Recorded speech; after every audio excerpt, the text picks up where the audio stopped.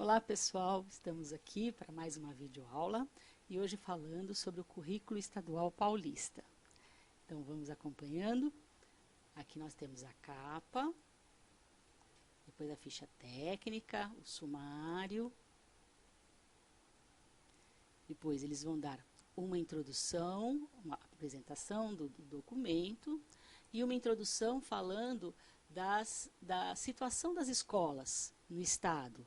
Então, como é que se distribui a matrícula do ensino da rede privada, estadual e municipal, quantas crianças matriculadas na educação básica, como um todo. Depois, na educação infantil, também as crianças matriculadas.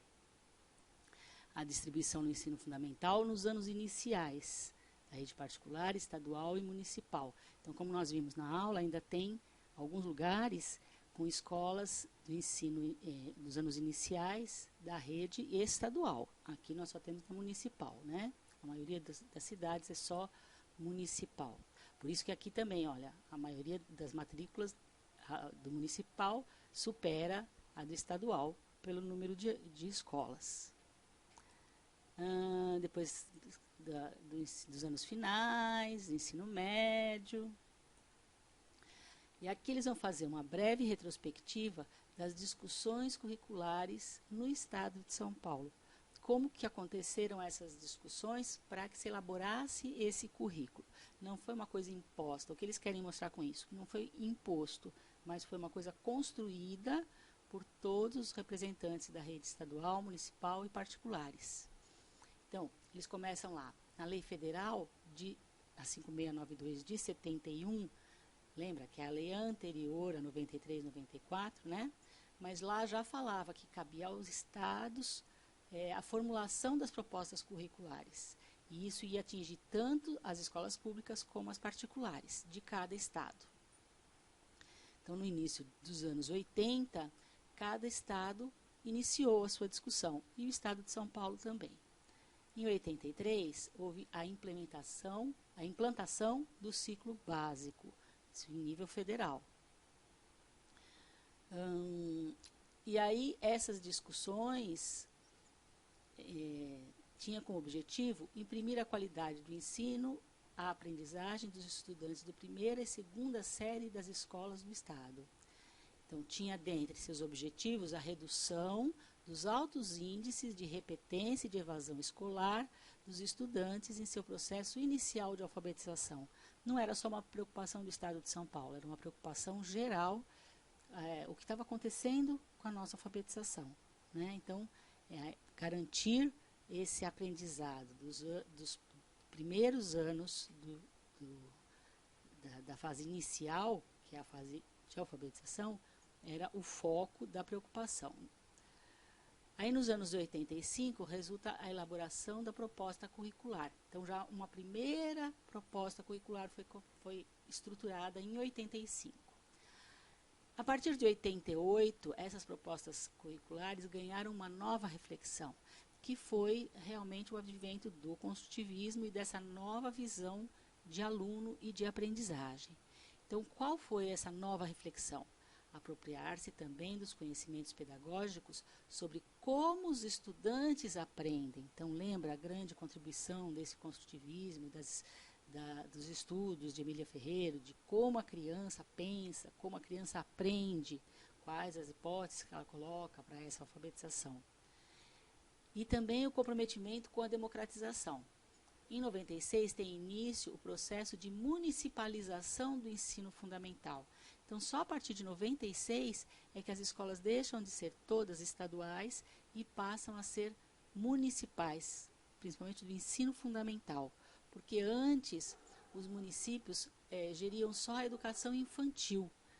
E vale destacar que até 2000, essa educação infantil era vinculada à Secretaria do Bem-Estar Social, ela não era vinculada à Secretaria da Educação. Com essa municipalização, então, levou-se à necessidade das redes municipais também discutirem essa elaboração dessas propostas, porque antes elas não tinham esse ensino fundamental. A partir de 96 elas começam a ter. Bom, em 2008, a rede estadual lança o programa para os anos iniciais do ensino fundamental, que é o programa Ler e Escrever, baseado nas propostas da Emília Ferreiro. E para os anos finais e do ensino médio, o Estado propõe o programa São Paulo Faz Escola, também com todas as orientações para os professores sobre como desenvolver essa proposta curricular. Em 2013, a Secretaria do Estado promove discussões para os anos iniciais de Ciências, História, Arte e Educação Física, em 2013. Mas em 2015, em prol da melhoria da educação pública, né, ele vai ter a proposta para esse nível de alfabetização, do ciclo de alfabetização. O Estado propõe o Pacto Nacional pela Alfabetização na Idade Certa, o PNAEC. Então, o PNAEC vai aparecer em 2015, tá?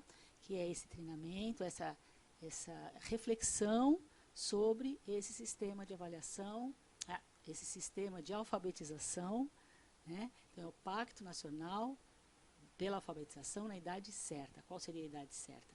Os anos iniciais do ensino fundamental. E aí tem a adesão das secretarias de Estado e grande maioria dos municípios paulistas. Nos anos subsequentes, se dá a elaboração da Base Nacional Comum Curricular, a BNCC. Então, essa BNCC ela vai ser homologada como? Em 20 de dezembro de 2017, para o ensino infantil e fundamental.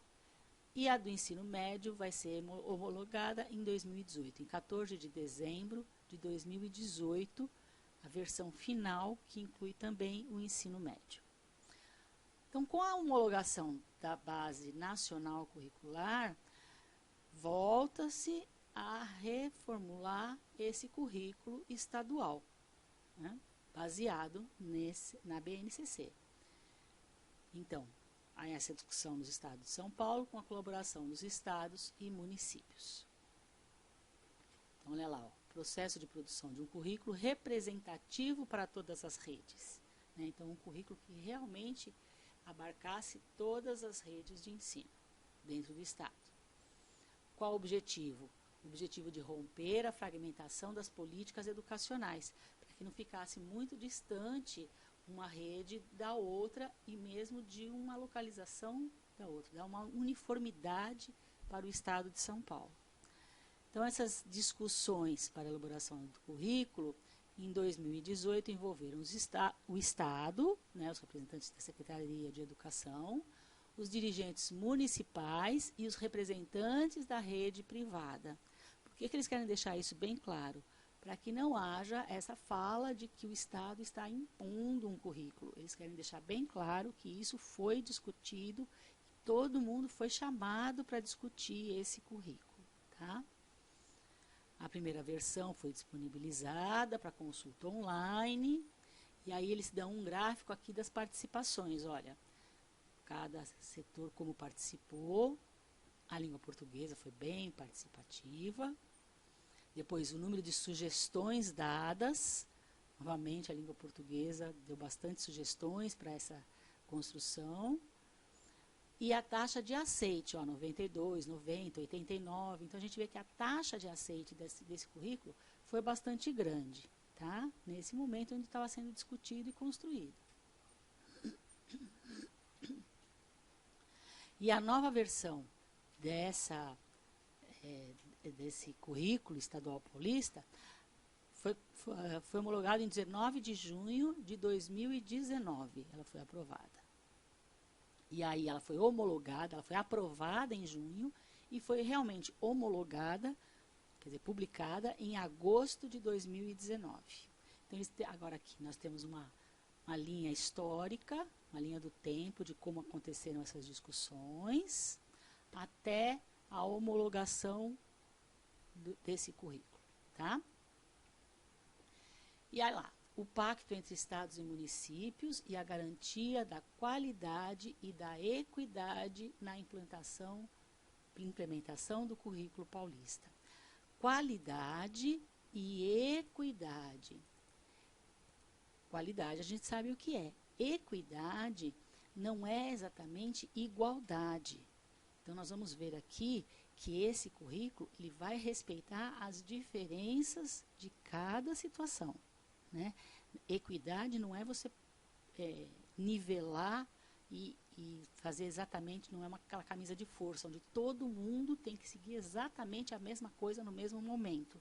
Não é assim.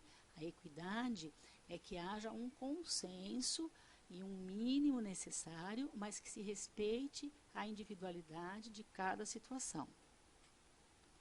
Então, o desafio agora era como fazer esse currículo chegasse a cada sala de aula, porque é isso que importa, né? Não adianta eu colocar um currículo muito bonito se lá na ponta final dessa execução não dá certo. Então, esse professor é que tem que estar bem consciente do que é que está sendo feito, do que está sendo proposto, porque quem vai desenvolver esse trabalho é o professor.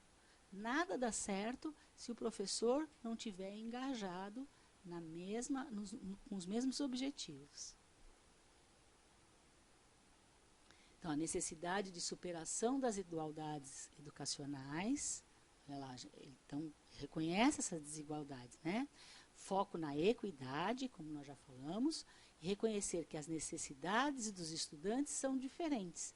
Então, não adianta eu querer uma coisa única para todo mundo se as necessidades são diferentes. Eu preciso atingir as necessidades para um objetivo comum.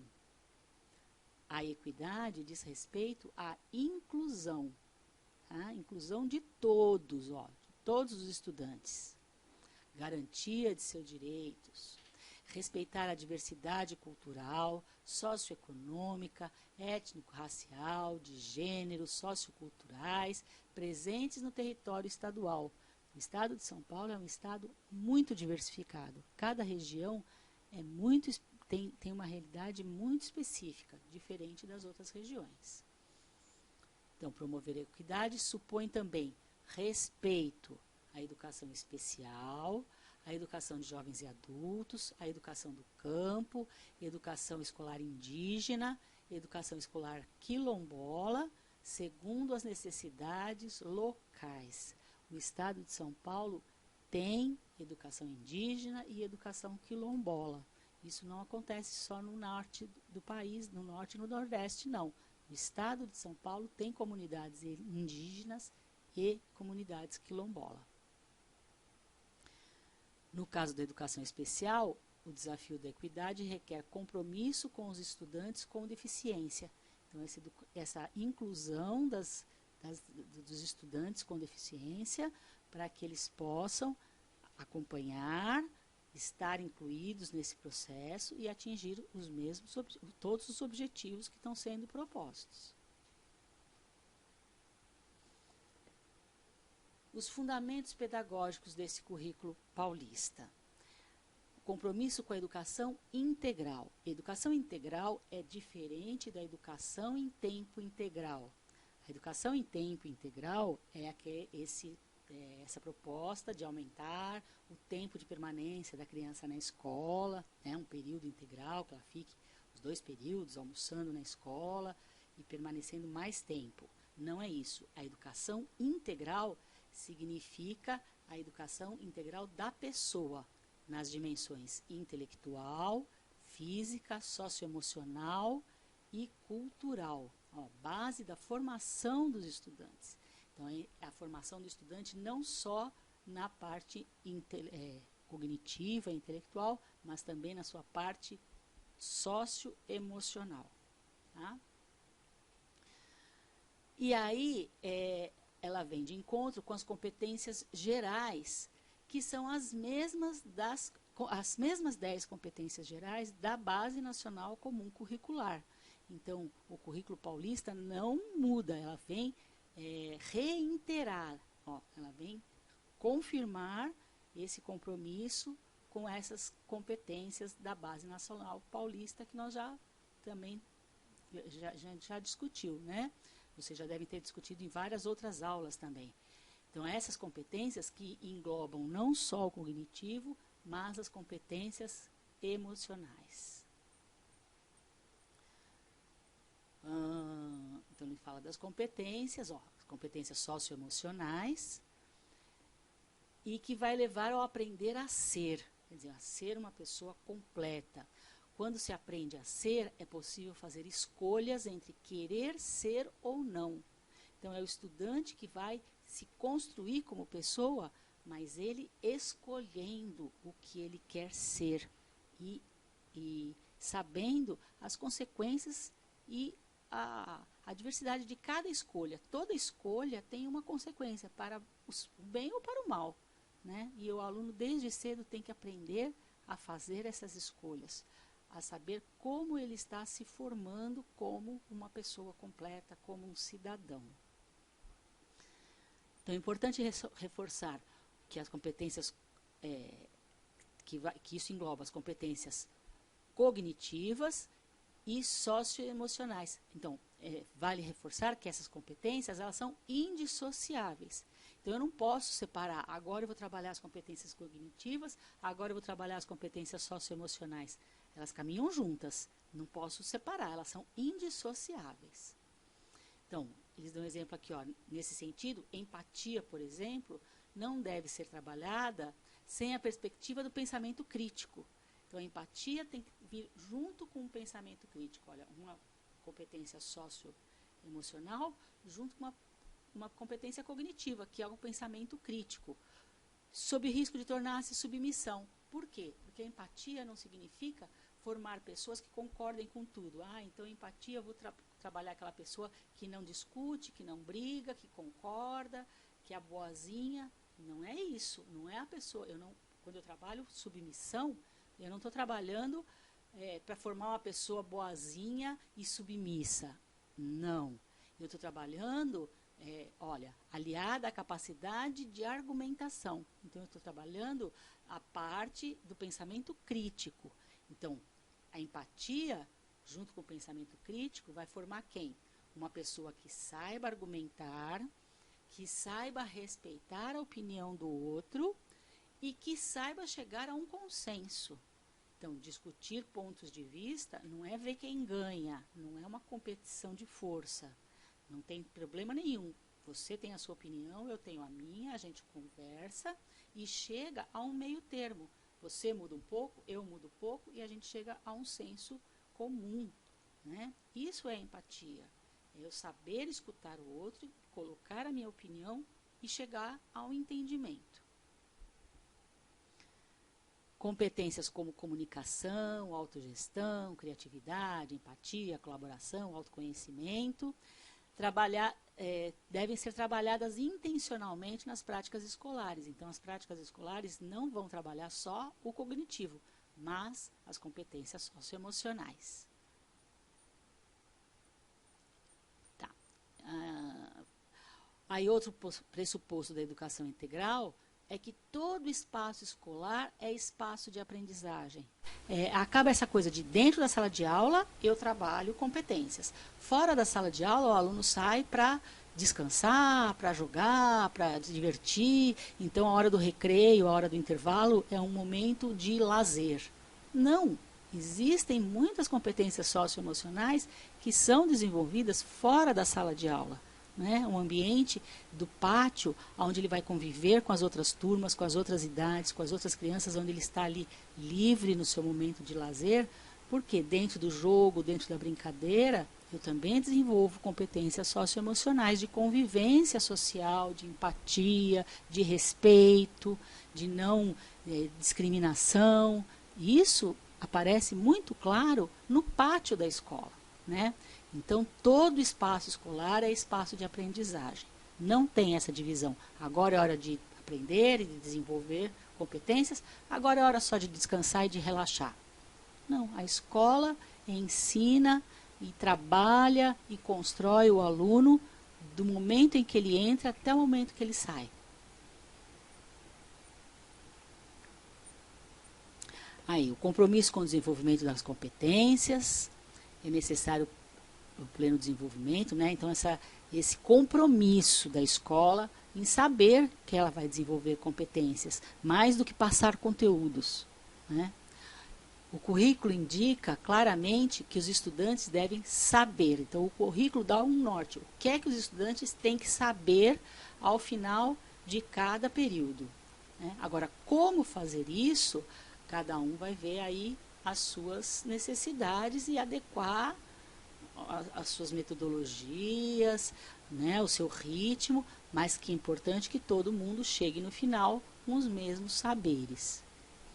Então, saber fazer, aprender a conviver, num processo de construção de identidade, ó, aprender a conviver, aprender a ser, aprender a aprender. Então, o estudante paulista se constitui como um cidadão de maneira crítica e solidária, de maneira consciente e eficaz. Então, o que eu quero? Mais do que formar uma pessoa inteligente, é formar um cidadão competente. Uma pessoa que vá agir para construir a sua sociedade. Aí nós temos aqui, onde começa a interessar para a nossa parte de língua portuguesa. O compromisso com a alfabetização, o letramento e os multiletramentos. E esse termo aqui vai aparecer agora nessa base estadual. Tá? Esse currículo paulista vai trazer esse termo, multiletramentos. O que são esses multiletramentos? Ó, o Estado de São Paulo tem como meta a completa alfabetização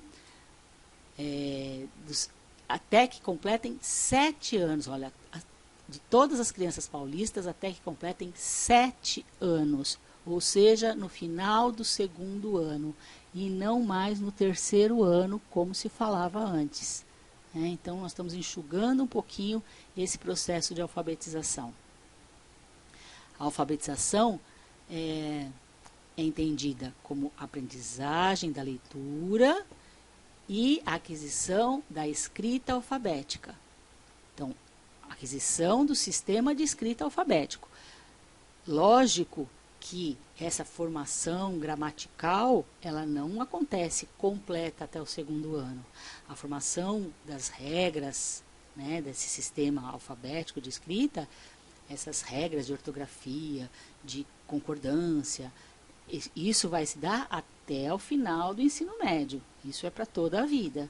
Agora, o sistema de escrita alfabético, o saber escrever nesse sistema de escrita, isso tem que acontecer até o 2º ano. A criança não pode passar para o 3º ano sem estar alfabetizada.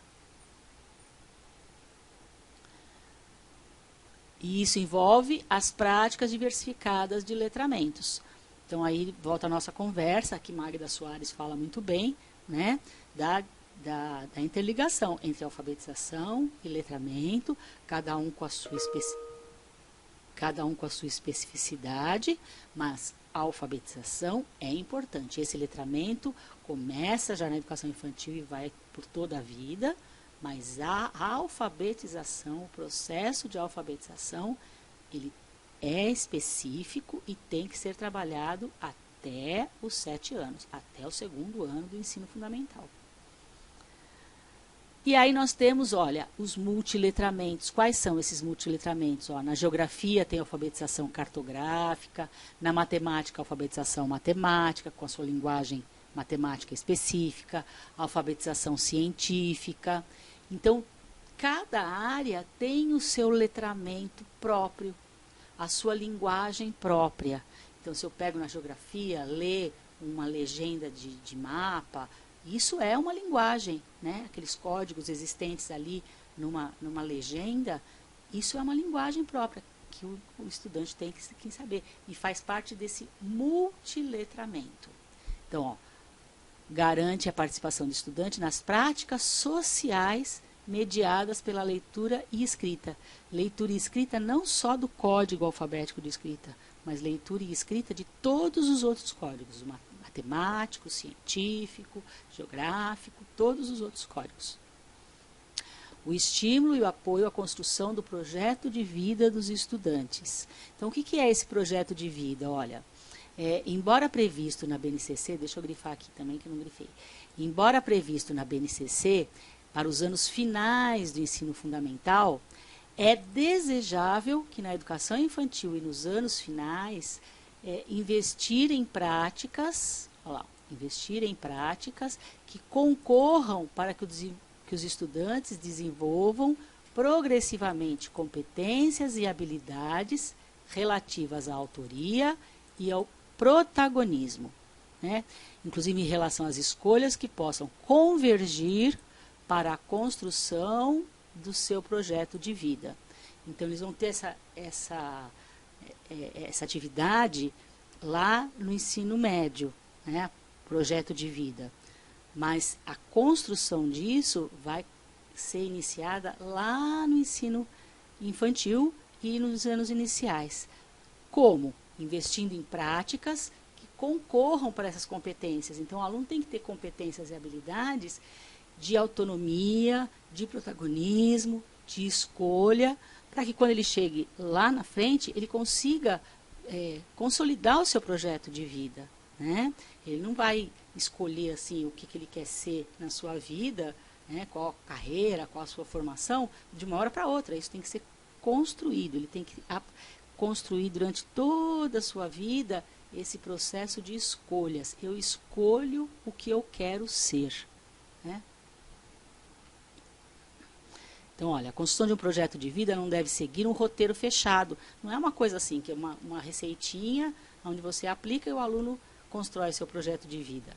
É mais lento do que isso, né? Então, é um processo de protagonismo e de formação integral. Muito bem.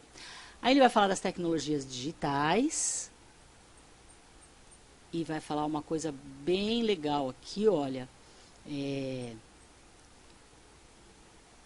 Buscar dados e informações de forma crítica. Então, está falando da importância das tecnologias digitais, que também faz parte desse as tecnologias fazem parte desse multiletramento, né, a linguagem digital, saber entrar nesse mundo digital, porque a sociedade hoje em dia é digital, mas buscar informações de forma crítica. Então, o que é buscar informação crítica? É eu não acreditar em qualquer coisa, né? Porque daí nós temos as fake news, onde as pessoas acreditam em qualquer coisa e passam para frente informações que não são verdadeiras. Então, saber qual é a fonte da minha informação, né? Não acreditar em qualquer pessoa que sai, monta um blog e se diz influenciador digital. Quem é essa pessoa? Né? Então, como é que eu vou acreditar nessa pessoa só porque ela se diz um influenciador digital? Que competência ela tem para isso? Então, é preciso formar nas nossas crianças a visão de que não é porque está na internet, é verdade. Não é porque aquela pessoa falou na internet que ela tem competência para falar isso.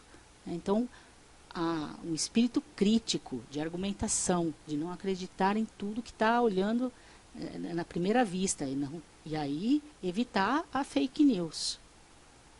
Apropriar-se da linguagem, da cultura digital, que tem uma linguagem própria, né, de símbolos, de signos, de como usar essa tecnologia, usar diversas ferramentas de software e aplicativos. Então, a escola tem que trabalhar essa educação digital, essa alfabetização digital.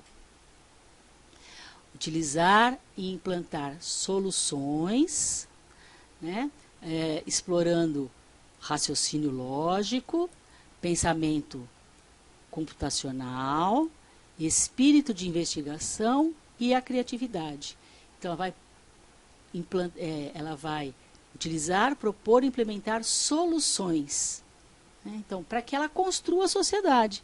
Então, quando que a pessoa vai propor soluções? Para soluções que lhes são apresentadas, né?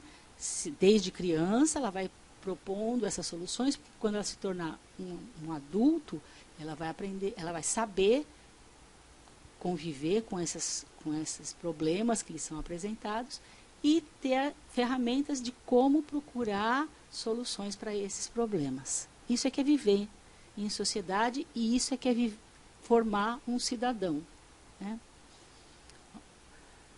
Processo de avaliação, aí nós não vamos parar muito aqui, porque vocês têm uma aula específica de avaliação, mas eles vão abordar o processo de avaliação.